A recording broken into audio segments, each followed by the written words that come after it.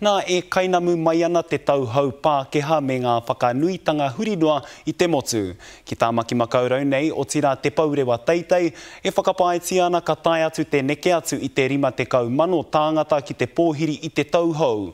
Ia tau ka kite ana mumura i te rangi, heoi i tēnei tau ka whai wāhi atu te reo Māori anō hoki, anei te pūrongo a whatitiri te wake.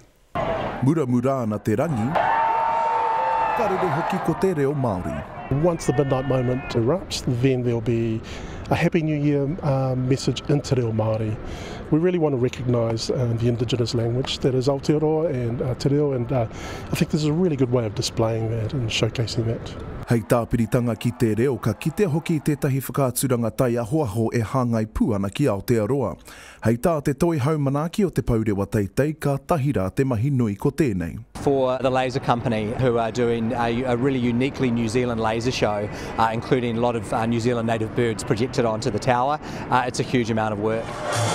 Ko matapaia ke he 50 mano tāngata ka hui ki te tiriti o Whenua, a hei tāsa vali anō ka ki te whare tapere i ngā kai waiata hei whakaaturanga ki te marea. We've got Jupiter's Project, Jet Ski Safari, a well-known dancer and DJ by the name of Lance Savali, and Annie Crummer, Ria Hall and Bella Kalula. We're really blessed to have those three really strong, iconic wahine. Hei te paupautanga o te pō tukunātu te 500 kilogramu o ngā pahu ahi mai i konei i te paurewa teitei o Tāmaki Makaurau.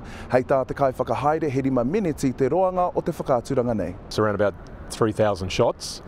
We fire 360 degrees around the tower on level 55 and 61. At the moment we're standing in level 61, that's 220 metres up, and the fireworks shoot out about 60 metres. So we've got a spread of about 120 metres up here, and we almost get to the height of the tower. Hei te 5 karaka tima tā i te whakaaturanga kore utu nei. Whatitiri te wake, te karere.